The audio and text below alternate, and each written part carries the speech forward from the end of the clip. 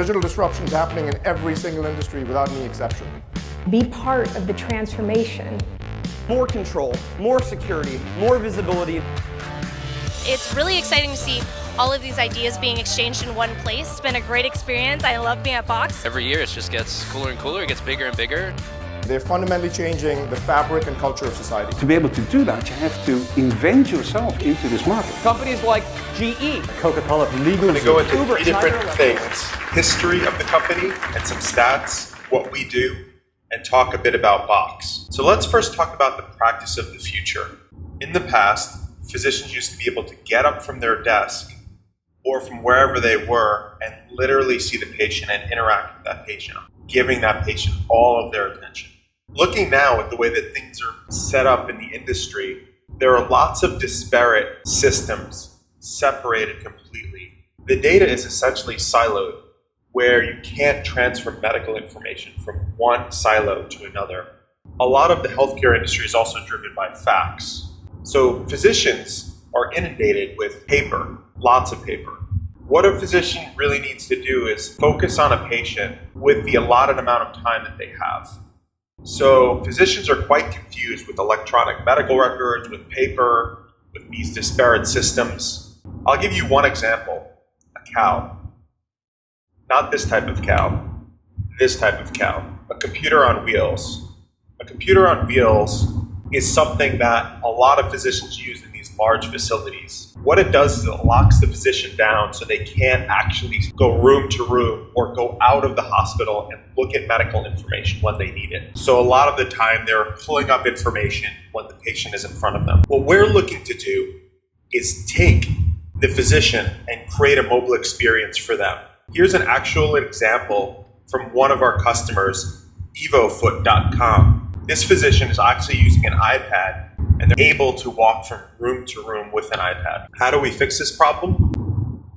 We are focusing on building a cloud infrastructure, creating digital health records, not paper, rethinking design. So I'm going to talk about some history and some stats now. drchrono was founded in 2009 by me and my co-founder, Michael. We have over 10 million patients in the platform. That 10 million is 3% of the US population. How many patients in the US actually have visits? There's a little under 1 billion visits from patients happening in the United States today. How many patients does drchrono have? We're booking around 800,000 appointments per month. That means it's 1% of the US population. We created the first Ipad EHR as well. So to give you a little history on the iPad, it came out April 2010 when Steve Jobs announced it. There was a line to get the iPad, and we were on the iPad day one. Here's the iPad, the first day we launched it. Here's what our iPad app looks like today. We have a whole suite where you can focus on the web through a laptop, the iPad, as well as iPhone for physicians. We're really thinking about simple design to have as few taps as possible. We partnered with Apple in their mobile MPP partnership. We're also ranked by 20,000 medical professionals in the industry from Black Book rankings as the #1 EHR. We're also ranked best in class 2017. And we're the best reviewed EHR on the Apple App Store today. So I'll walk you through the care journey of how a patient actually experiences the patient experience. So they first, from home, can fill out their forms, message their physician, see information like labs from their mobile device, their iPhone. They can also do this from the web. When they go in after scheduling an appointment, they can actually take the check-in app that drchrono has and fill out forms straight from the check-in app in the waiting room, taking a profile picture and uploading their insurance information. At the point of care, the care team will interact with the patient, and this is probably one of the most critical points where the physician needs a good device to input as much data as possible for the patient. And when they're doing that, it triggers multiple billing events for the billing team to fill out that information. All of these are apps as well in the App Store. As you can see here, we have our patient app, our check-in app, our point of care tool, and our billing tool. We also focus on medical billing and surgical center billing, so you have options as a physician. We have a free plan. We also go to different tier plans. We focus on all specialties and all size practices. Think of us as a platform. We have an EHR, we have a billing component, we have a patient app, we have an API, so apps can build on drchrono. We're on a mission to make an open EHR, and that's where our partnership with Box comes in. I'll give you one example of how you can share medical data to Box. You go into the patient's chart, you can pull up a note, tap the share button, share to Box. It pulls the information right into Box. Let me show you one other way that you could sync. On the settings page in drchrono, go to the services, select Box, hit connect, connect it to Box. You can sync all patients or some patients. We sync at the point of care where the physician and the billing team can connect to Box and sync data across the two platforms, making a seamless experience. We also connect metadata. So if there's specific information like that this image is an X-ray image, that will also be pulled into Box. We're also thinking about deeper integrations, like pulling in DICOM images from Box. Thank you very much. All right, hey everybody, so we're gonna get started. I know you're probably a little bit comatose after lunch, so we're gonna try to keep it pretty dynamic. Hope you guys are all here for doubt, cloud, and healthcare, and how to solve the puzzle of innovation. If not, you may need to not be in this room if you're not here for this session. So this is really going to be a follow-up after the session yesterday. So yesterday we had a number of CIOs up here. We really talked about how to challenge your existing organization's perspective of what's possible in healthcare and what the potential is, especially because there's so many regulations and restrictions. And as I think John S. on the far right said yesterday, we're kind of 45 years behind financial services. We're in like the age of the ATM before mobile apps happened. And so today, what I really wanted to dive deeper into was what are tangible ways that each of your organizations can really take that a step further. So whether that's through an integration or through system integrators or building customizations, we really invited a number of our partners up here on stage to talk about what that really could look like for you guys. So from yesterday, what we heard Aaron really dive deeper into is that we know businesses getting more connected. People are becoming more mobile, more remote. It's just harder to be able to support that from a technological perspective. And then add an additional layer of the regulations that healthcare really has. It's becoming increasingly more complex. And we saw this, in Aaron's keynote, where there's more and more dispersed areas of content. And then within healthcare, what that means is you're seeing both structured and unstructured content from the medical record, from the claims process, wherever it is that you're looking at information, it's increasingly hard to find and increasingly hard to know exactly what to do as a different end user, especially when you're a physician or you're on the care team and you're just trying to help your patient out. You're just trying to make sure that they get the care that they need.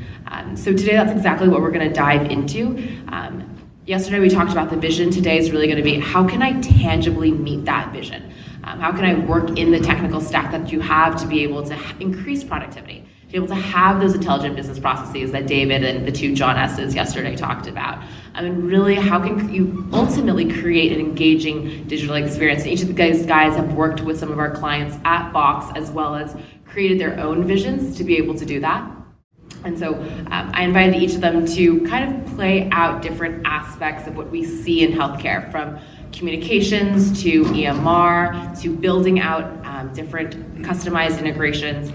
So that's really the focus of today. It's going to be really diving deeper into tangible solutions. Also, we are going to have longer audience Q&As, and some of you yesterday came up to me and wished that you had more time to ask questions. So that'll definitely be possible at the later half of the session today.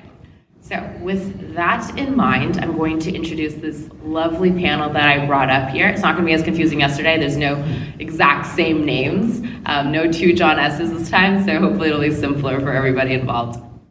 So first with me, I have Jonathan. Jonathan is a director at TigerText. He leads partnerships with a number of healthcare tech companies over there at TigerText, from system integrators and different channel partners. He's also responsible for building new solutions and products through a number of strategic companies such as Box, which is, of course, why he is here, but also companies like Samsung. So really pushing the limit in terms of what is possible for communications, because there's so much information that I think happens between a physician to physician or within the care team that isn't really properly protected, but also isn't as intuitive when I used to work in the hospital, I'd see sticky notes everywhere because physicians and nurses are just, and I see nods in the audience because we see that too when we're seeing our own physician.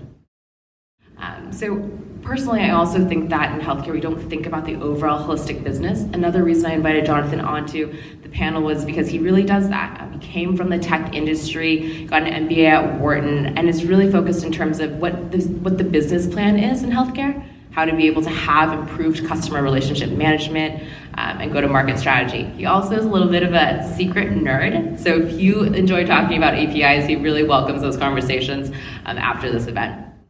And I'll let him actually speak a little bit more about TigerText. Thank you very much. Thank you for having us here. We're big fans of Box at TigerText, and Rachel, we really appreciate it. Before I get started, I just wanted to ask the audience, who works for a provider or healthcare organization here? A couple here. Excellent. So TigerText is the leader in clinical communications and collaboration. What that means is that we have mobile apps, and we have apps that work either on a desktop browser or in a PC that you can download. It enables collaboration between doctors and nurses. You can chat back and forth. You can send files and images. We're the leader in our space. We've been at this for about 10 years. We've got 3,000 organizations across the United States, so we're exclusively focused in healthcare, and we're exclusively focused in the United States for the most part. What I do at TigerText is work on all the partnerships for the ecosystems. So we'll go out to a site, we're a cloud system, we sell software as a solution. We'll go out and map the ecosystem and try to figure out all the different workflows that we're trying to solve for, whether that is ROI around patient journeys or anything like that. And that ecosystem is really challenging. So I don't know if you guys, if there are people here from Silicon Valley, when you enter healthcare, you have a lot of conversations about on-prem software versus cloud. So we really are taking a journey backwards in time to solve some of these very challenging use cases. Some of the customers that we work with are down below. I lost my notes. I did warn him before. You warned me. You did warn me. Are you sure you want to bring paper on stage? We are a cloud company. I didn't want to. Daniel's got it on his mobile app. So very good. So you can go to the next slide now. So what do we do? So we're a communications layer, we're an infrastructure layer. So we get data from all sorts of different point sources, whether it's the EMR, whether it's bedflow or patient management software. We can take pager data and actually get all of those pages routed into TigerText, so you can actually ditch that pager. You can even do things like send faxes into TigerText. At the end of the day, what we're doing is trying to solve for these really hairy workflow situations. So trying to coordinate care around a patient, trying to discharge a patient faster so we can free up that bed, get that patient back home, reduce their risk of exposure to all sorts of things that are floating around in a hospital. And we have, I think, 120 different workflows that we have documented that our clients use. And we have use cases around nursing populations, we've got use cases around doctors, EVS, transport, all of the above. Awesome.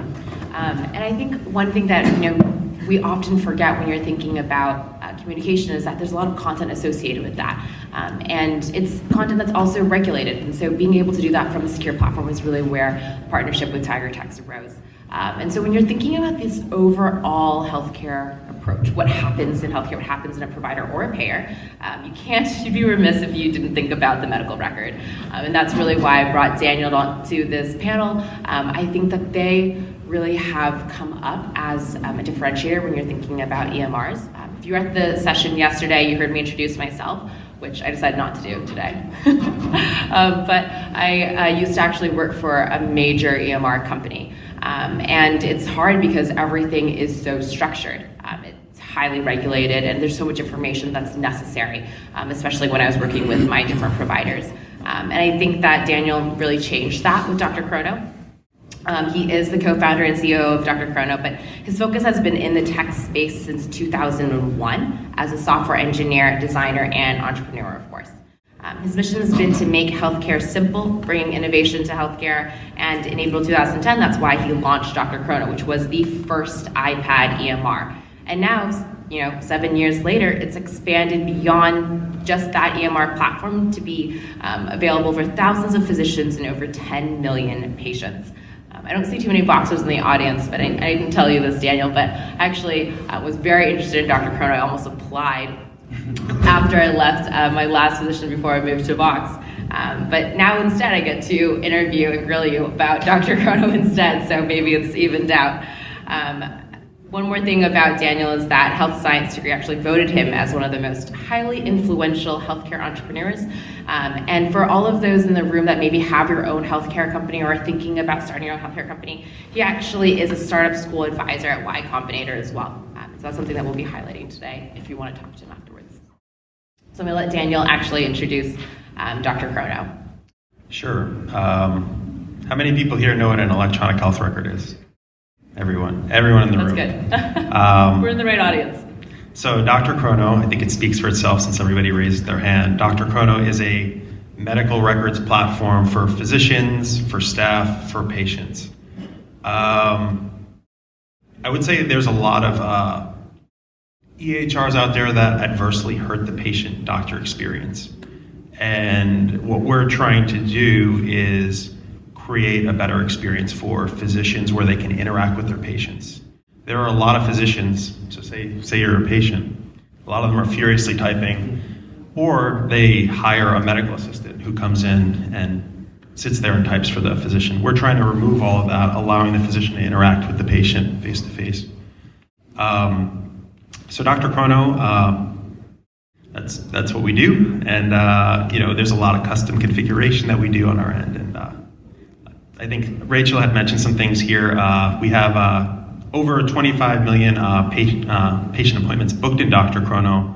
Roughly around 1% of the US population per year is booked in our software today. We have 10 million patients in drchrono, and that is 3% of the US population. We have medical claims, so we also do the practice management side, so it's a full ecosystem of a suite, tightly integrated. So we have 1.5 billion in medical claims being submitted into drchrono per year. Awesome. So it sounds like we have a pretty decent impact, I think, when we're looking at these numbers. So I'd also be remiss when you think about what's happening in healthcare, outside of communications, outside of structured information in a medical record, and then unstructured information outside the medical record, to forget about how many integrations truly happen within a payer or a provider space. There's so many different incoming information, whether it is through billing, through scheduling, through communications, even outside of that, when it comes to finance, regulations, health information management departments. There's, I would say, innumerable amounts of integrations that I had to deal with when I used to work on the provider side. So I really wanted to actually invite two different system integrators to the panel to be able to talk more deeply about that. The first is going to be Nick. He's the CEO of Smashing Boxes. He is a lifelong entrepreneur. He actually founded Smashing Boxes as not just specifically for healthcare, but really as a product design and development agency that employs over 40 plus designers, developers, strategists, and growth teams. And I think you guys heard me mention yesterday, a lot of times when you're looking at healthcare, you're so stuck within the box. That pun is not intended.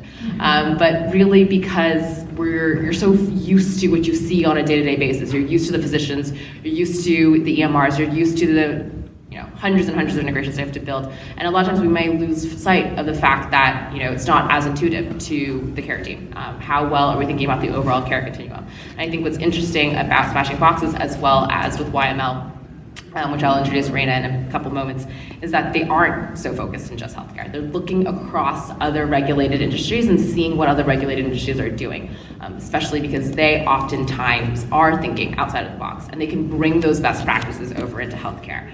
So specifically with Smashing Boxes, they're known for creating award-winning and innovative digital products and solutions. They work with a number of healthcare clients within Box to really challenge them and to rethink and reimagine how a patient needs to interact with that content. Named one of Entrepreneur Magazine's best entrepreneur companies. That was a little repetitive, but makes sense. And as well as Inc. Magazine's top 5,000 list, Smashing Boxes is headquartered in Durham, North Carolina, but they work across the company. So I'm gonna actually let Nick talk a little bit more about those use cases here. Nope, that was it, just kidding. Yeah, we're a software design and development agency. We build apps and products for people or companies with ideas. This is a high-level list of a few clients. FHI 360 is in the public health space, so they do a lot, I guess, globally. Well, they have a domestic and a global department, but that's publicly funded stuff for underserved communities. Think Africa. So one project was contraceptive initiative, just trying to distribute information via the web to people who need it, and then also to collect information to turn around and display to their funders. Duke is a client, so one of their leading physicians launched the Practical Playbook, which was to encourage more cross communication between public health and private practitioners. So helping private practices or clinics identify trends, like I'm seeing a lot of asthma patients, and being able to then turn around and talk to the public health places to say, what kind of materials can you put out about allergies this season? We do stuff with IoT as well. So Phononic is a maker of, they make a lot of stuff actually, but they make a medical fridge that's IoT enabled, using their technology that's like a motorless sensor, and they're a big applied sciences company. But anyways, so we help them build an interface that connects with their fridge to monitor temperature remotely, so you're not having to constantly check it, because these are valuable materials if you're in the medical space. So is there another slide? You're good. No, cool. Okay, so that's it. Yeah, we do stuff, like Rachel said, across industries. So it's not just healthcare, it's not just enterprise, large companies, large institutions. We also work with one-man or one-woman startups. So I think that variety provides a nice balance on the panel. Yeah, and I think when we move over into the other system integrator that I invited in, Y Media Labs, it kind of highlights the other side of the spectrum. So when we're looking at Smashing Boxes, a lot of what they did at Duke, but also at a large cancer institution in Texas that will not be named, they really dive deeper into what is in their technical stack.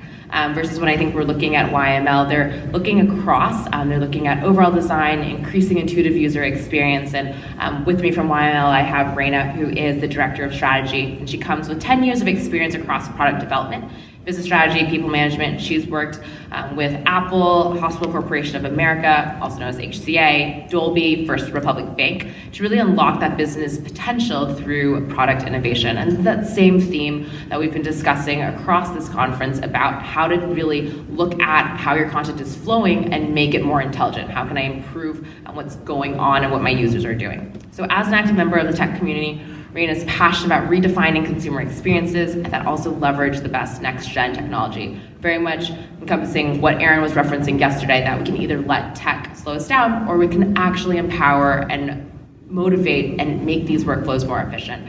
So actually let Raina now dive a little bit deeper into Y Media Labs. Hi, good afternoon, everybody. So Y Media Labs is a creative technology company. And what we really do is we partner with brands and with companies to create products and experiences that have a lasting impact. Not only are we looking at the end users of our products, but also the brands themselves. So we have been very fortunate. We work with 25 of the top Fortune 500 companies, and the work that we have done has touched north of 300 million users till date. And healthcare is one of the key areas of focus for our company as we look into the next few years. Fintech being the other one. And so if you look at it, both of these industries have a lot of similarities, them being regulated and similar challenges in adopting like some of the latest and greatest technology that comes out. With Apple, so we worked with Apple, we continue to work with Hospital Corporation of America, and with Fresenius Medical. So we have experience across working with large corporations, and also some of the more innovative startups, the ones who are trying to push the envelope when it comes to adopting some of these more recent innovations in technology, be it Alexa or natural language processing and machine learning. With Apple, what we actually did was, using the research kit, we actually built like 6 apps on top of that research kit, and we worked that, and we did that in partnership with Mass General, Stanford, Mount Sinai, and that really helped the researchers start to acquire participants for the clinical research studies and start getting data. I mean, you would all know, like, clinical research is an exercise that takes years, and the data takes even longer to kind of come back. And within the first few weeks of launch, we had acquired somewhere north of 60,000 participants. for Parkinson's, asthma, cardiac care. So that was pretty phenomenal. With Hospital Corporation of America, what we're doing is looking at creating a framework that would empower the physicians and the nurses to provide greater quality of care. And how might they do that? Looking at the entire ecosystem and looking at the journey, from communications into their day-to-day activities. How do we help empower them to bring the point of care to the patient bedside if they're home? So looking at the entire connected ecosystem, and with HCA, similarly with Fresenius, we're kind of working on this concept of omnicare. And the last one that you see, something that I'm very passionate about, is leveraging the emerging technologies like conversational UI and machine learning and the advancements in natural language processing. And how might we use those technologies to really solve some of those patient needs? For example, with we worked as a part of our innovation labs. We have come up with an Alexa toolkit that allows cardiac care patients recovering at home to get personalized care plans, reminders about their medications, diet plans, any upcoming appointments. And then what we've done is looking at the entire ecosystem from physicians and nurses in hospitals, but also involving the family and those caregivers at home who are in the loop. So trying to look at how might we empower those folks so that they're ultimately we're reducing the cost of readmission into hospitals. So I'm truly excited about healthcare and how the whole digital transformation is going to happen and the role of technology in enabling that. Yeah, and that's a really great lead-in, I think, to dive right into our panel here. So yesterday we heard from a number of different CIOs across the spectrum, from direct patient care to medical devices and more. What I wanted to really get from you guys, because you're looking at it from a different perspective, from the product side or from an SI side, as you're looking into these different healthcare organizations, again, payer, provider, what do you think are the largest barriers to adoption? What's keeping us from moving to a more cloud-first mentality within healthcare? And let's start more on the communications and EMR side, and then we'll move over to the system integrator perspective. Thanks, Jonathan. Yeah. So as I mentioned, we've been around for about 10 years, and our first go-to-market was a replacement for the SMS, which is not HIPAA compliant. And so we have a very strong bias and bent toward compliance, and our first champions were the compliance officers and the legal teams of these large health systems. So we got lucky in a sense, because that is one of the biggest barriers in healthcare generally. In terms of cloud deployment, not every vendor out there is a cloud service. So lots of people make money in different ways. We are fortunate at TigerText to have a business model that is rewarded when we have higher engagement, people use our application and are happy using it. So that's just the way we are. We generally like data that comes into our system, and we generally like sharing data outside of our system to others. And so we've created or maybe stumbled into a business model that I personally think is more in line with the way modern software is, as well as what patients and end users actually want. But the barriers that we see, I go into conversations all the time where we have a wonderful use case, we know it's going to improve patient outcomes, we know the nurses want it, everybody wants it, and the vendor on the other side of the table will tell me that it's 19 months away in terms of product development because they have to, they only do 3 releases a year or something like that. And that's really frustrating when you know on the other side that there are really patients that are suffering, that these things are not being accomplished. So I think the way to overcome those challenges, obviously, is we love partnering with folks like Box and others who are cloud first. Mobile first is really helpful as well. And on the other side, I'd say that in terms of challenges, there's just a lot of stakeholders, especially as you deal with the large systems. So we have adopted a very robust governance structure to figure out how do we best deploy. So how do we get virality in a hospital? How does everybody use our solution? There's a lot of people that are important to that decision process, whether it's compliance or the medical teams, the nursing teams. And so those are some of the things that we work on. Yeah, I think one of my favorite books out there is a book by Clay Christensen. The book's called The Innovators Dilemma, and it talks about how when you have these older infrastructures, it's really actually hard to replace them a lot of the time. Where let's just say, I'm just gonna not put names out there, but let's just say that there's a large old EHR.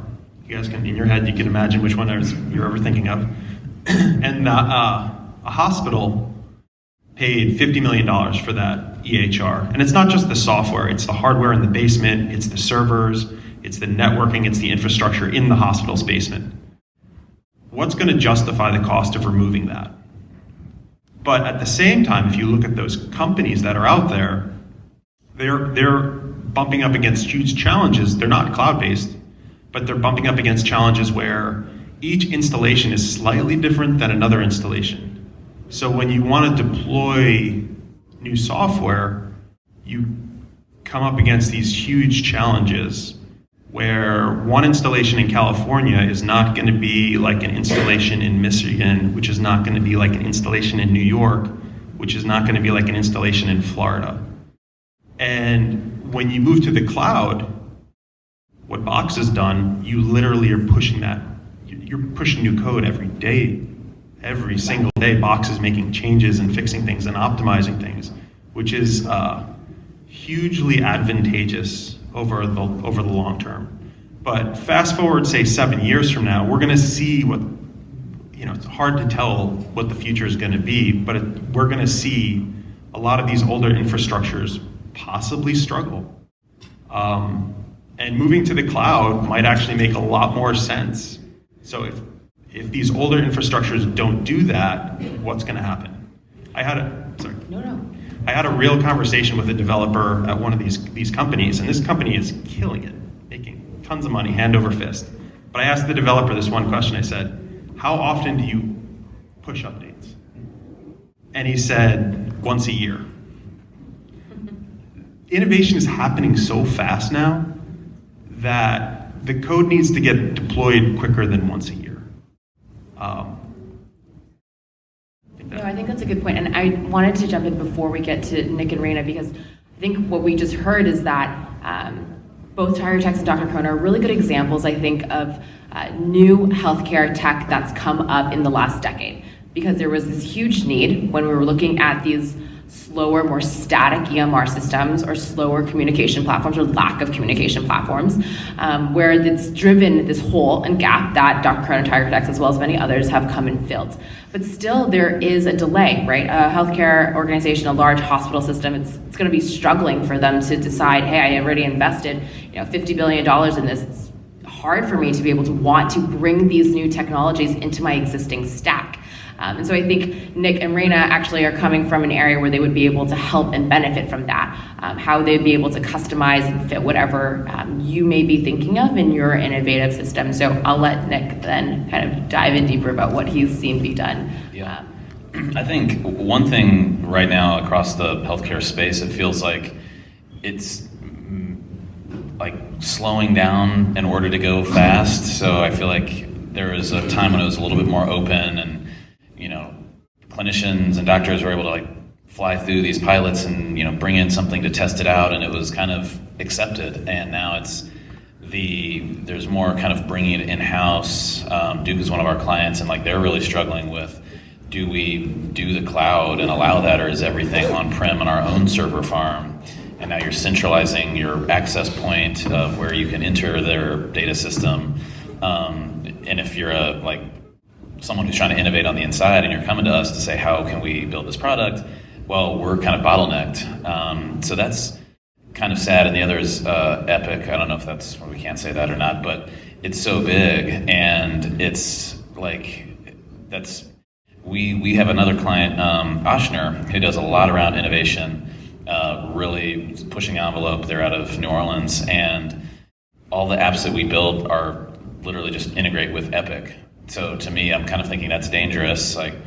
All your stuff that you're collecting, or all the tools you're providing for your physicians and clinicians to help patients, reduce obesity by by shortening their consumption window using an app with reminders.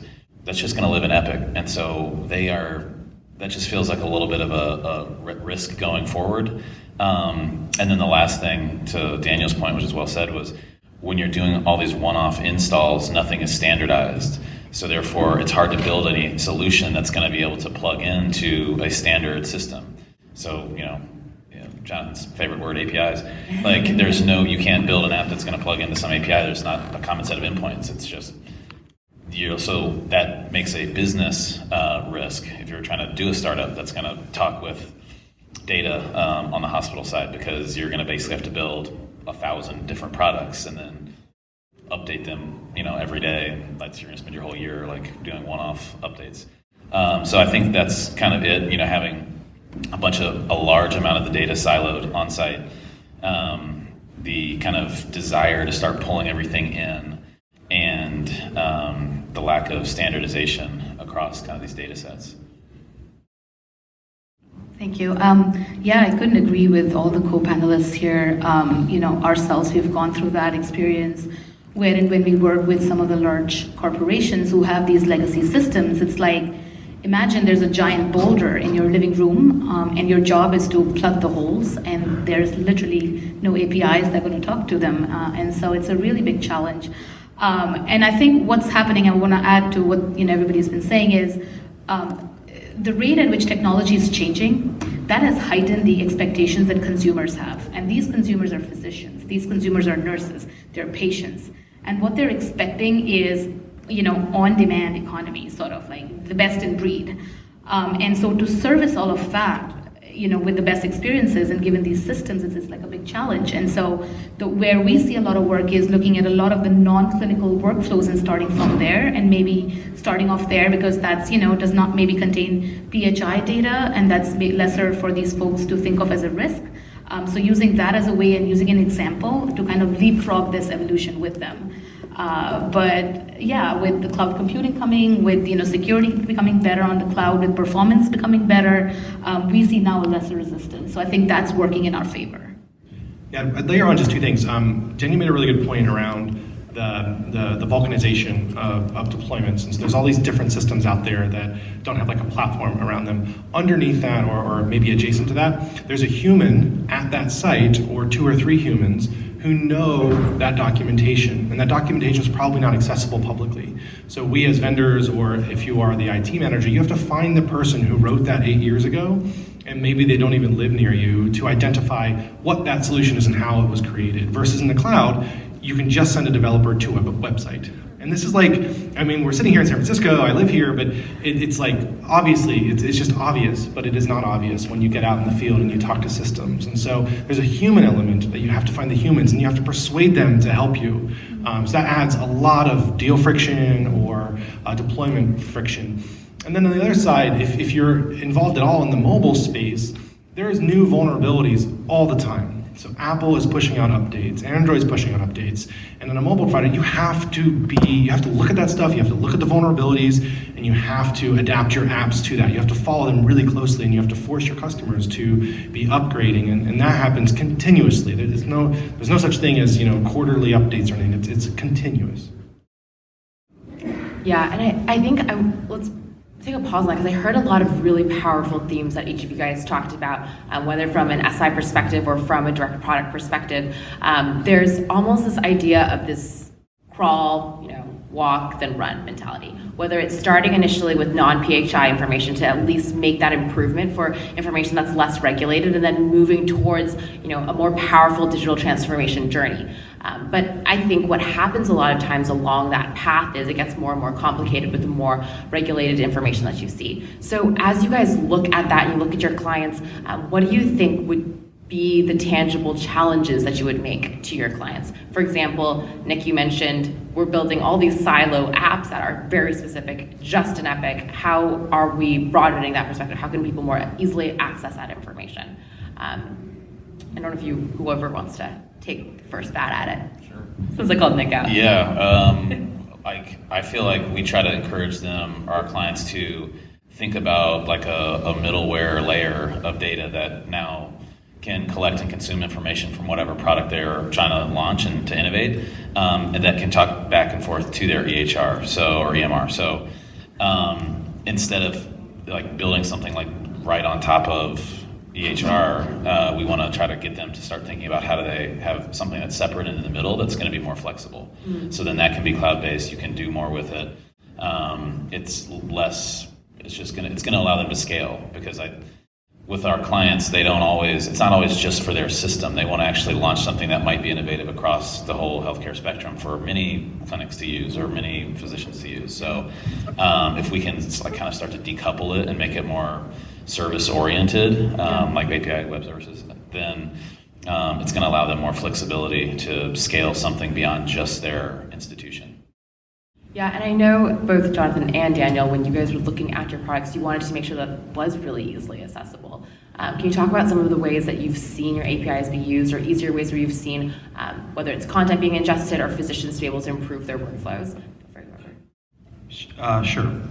So I think one of the things that we really fundamentally, one of our missions as a company is to allow a developer-centric EHR, where a developer could get on and literally start building in minutes, sort of like a developer can with the iPhone.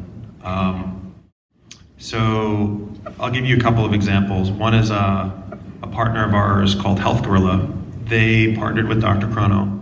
One challenge in building an EHR is connecting all of the labs. You have, a rural physician in wherever, in the middle of nowhere, but there's a lab down the block and he wants to send a lab request to them. Health Gorilla built on our API. It's a RESTful modern API. And they send a request straight to that lab to ask to have that blood drawn for that patient. So the patient can run over there, get their blood drawn. They do the test, they send the results right back into drchrono. And for us to integrate with all of the labs across the US would be a huge challenge, but we have a partner who's actually tackled that for us. There's other partners like ZocDoc. Yeah. ZocDoc's a scheduling company essentially, and they bring patients to your practice. So some physicians like to have that patient inflow. We have other partners like Echo Devices, which is an FDA-approved wearable that snaps onto your stethoscope. And literally you can check someone's heart rate. Sorry, you're my patient in every case. You can check their heart rate and it streams right into the EHR instead of them having to type, what's going on with that patient. So APIs, I feel like, are really part of our future, whether other EHRs like it or not. It's just something, as if you're running a medical institution, you kind of want to pick and choose what you want to bring into that institution. So allowing a really modern API is super critical, and that's something Box does really well. We integrated with the Box API. Yeah, we try to focus as much as possible on the end user. We were early to market with doctors, which are a very persnickety group of people, and they're very important to the health systems because they can walk out the door and take their patients with them. So they have a lot of credibility inside of an organization, and IT can't always force them to do things in as much as they can to other departments. So one of the best use cases we have is wound care. And in any TigerText deployment, we go out and kind of do this diagram, this workflow of like what happens now. And inevitably, every single time, it's like somebody takes a picture of a wound, they make 17 phone calls, nobody calls them back, and then finally they get a response. There's just like a whole bunch of buckets of workflows in between. So what we do now with TigerText is you can take a picture on your phone within TigerText. The picture does not get stored down to the phone, and then we can share it through Box to anybody else. So you can I guess our end users just want these things to work. They bring their iPhone to work and they want these things to work. They have consumer expectations in an enterprise arena, and that's what's so challenging if you're sitting there and you're in charge of the IT spend for a hospital. You've got all these people with wonderful consumer apps, and they're like, well, now, Monday to Friday, I walk into my work and everything's crappy, right? They don't want that. So we try, from an API perspective, we try to make, to the end user, everything invisible. TigerText and Box work great together. You want to send a file, go ahead. You want to bring a file up and share it with a colleague, cool. Underneath the hood, we've got developers working on it, and it just happens to be pretty easy. Yeah, and I think one thing that I'm hearing you all mention is that innovation is possible. There's pockets of it, whether it's integrations within TigerText, within drchrono, what you're building at Duke, what you're thinking about doing at HCA with Alexa as well. It is possible, but there's still almost this hesitation that I think happens. And so if you had almost all of the ingredients necessary for innovation, you're working with your ideal client, really what would that look like in order to challenge them to start improving those processes and start thinking APIs first to be able to make it, again, more specific and customized to what their technical stack is? What would those challenges be? Okay, yeah. So one of the things where we really encourage our customers to think about is the entire customer journey. So we really go back to putting the user at the heart and center and looking at that entire ecosystem from that lens. That really helps us determine what is that vision that we're building for, and what kind of innovation or third-party implementations or integrations we need to bring in to basically enable that bigger vision. So for example, with let's talk about Alexa. When we looked at that entire ecosystem that consisted of connected devices from smart weight scales to smart blood pressure monitoring equipment to smart oxygen meters. And what we really wanted was to create this frictionless experience wherein the patients are at home and they get prompts and the machine has that intelligence to detect and be contextual in asking them. So if they've already taken that data, if that's already available, they don't ask for that. So again, by keeping that higher goal in mind, by keeping the customer and the user in mind and what we're trying to solve for, that's what we encourage them. And then again, going back to the fact that it all has to be modular, it all has to be APIs, that allows us to be scalable and integrate going forward into either their legacy systems or to the middle layers, more importantly, or bring in any other new technology like machine learning, for data analytics, for example. I'll have a short one. I was just going to say, I guess we're all kind of getting stuck a little bit on, let's make this RESTful, let's make it web services, but I think it starts at the highest level of the CIO of a system or CTO of a system.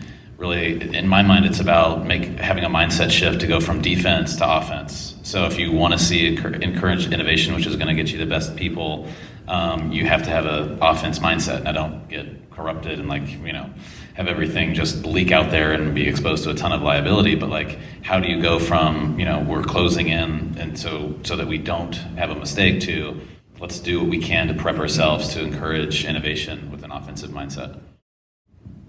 Yeah, I actually like what you said. Sports. I mean, defense and offense. Got it. It's a really good way to think about it. Where there are different parties. There's the software vendor, the EHR, and then there's the organization running their organization. And when you go to the EHR, a lot of the time they might just say no because they don't want to deal with it, or maybe their culture is let's build it for them and charge them more. Navigate persistently with the EHR vendor, I would say, because the EHR in effect is working for you, right? So definitely be persistent in that sense, where you can maybe get something for that integration and that innovation. And I'm sure you're dealing with this a lot, where you'll get a CIO who's very passionate and convinces that vendor to do something that they normally wouldn't do because their culture is, we don't do that. All right, so with that, we're actually going to open it up. We're going to open it up to audience questions. So if you are thinking of a certain situation or a certain customization or integration, you want to ask them about it or ask them from any perspective of where your company is at, don't hold back.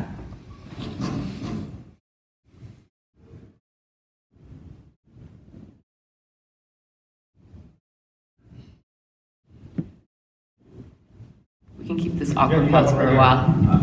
Yes. Give me 1 second. We have to actually keep the questions on mic.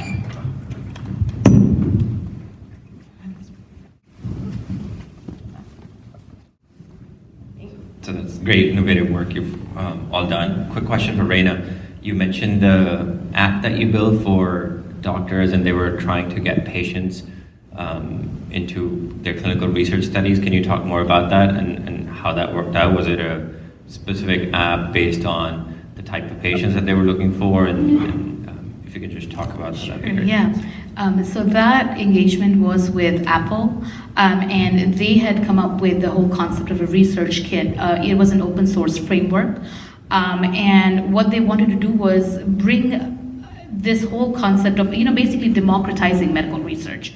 And so how can you work with leading institutions who are focusing on Alzheimer's or cardiac care or diabetes to use this to recruit participants? So now using this mobile, which just sits in your hands and it's with all of us, you could easily connect and reach out to folks, easily screen them, shortlist them, and have them, have the devices start monitoring their daily behavior, their sleep cycles, or how much they walk and stuff like that. So all of this data was now going back live into each of these medical institutions, so they could take better, or basically start justifying the hypotheses that they have for their clinical research studies. I'll tack onto that. So, in our healthcare practice, if you call it that for a small company like us, there's kind of research and then clinical. But on the research side, it's a specific use case. It's mothers who are maybe predisposed to postpartum depression. We want to track certain characteristics over the 9 months postpartum. That used to be form-based, and now ResearchKit makes it very easy with authorized consent or informed consent. To build that, scaffold up an app real quick and launch it. I think where there's more room to run is, these numbers might be right, but if you had 1,000 participants in a study, you're like doing great, you're jumping for joy. So how do we start to think about what we see is we just replaced the paper form with the app, and we still have 1,000 people in our study. So they're not democratizing it yet. They need to figure out ways to actually think like a startup, think like a growth hacker, and go out and get 100,000 people in this study. It doesn't have to be limited to just the people you recruit if you set it up the right way. So I think that's another wave in clinical research that we will see soon. Yeah. What's good is that now you have this platform to work off on, and I think now it goes down into each of these institutions leveraging it to the best capacity and getting more folks in, just so that we can get better outcomes. Any other questions?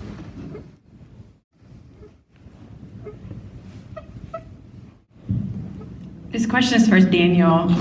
I'm curious to know, I hear a lot of, in my innovation team, I work a lot with companies who are like, we integrate into EHRs and we push data and we pull data, and kind of look at them with a bit of skepticism, just because I know there's some capabilities that are there and some they're not. So I think there are two questions. One, what is your kind of recommendation when people say stuff like that? We could pull and we could push in at EHRs. And two, I'd love to kind of hear your perspective of where EHRs are going in the future. What is the kind of roadmap you think is going to be the next big trend around EHRs and the data and the normalization and standardization of data that's going to happen or may happen? Sure. So your first question was around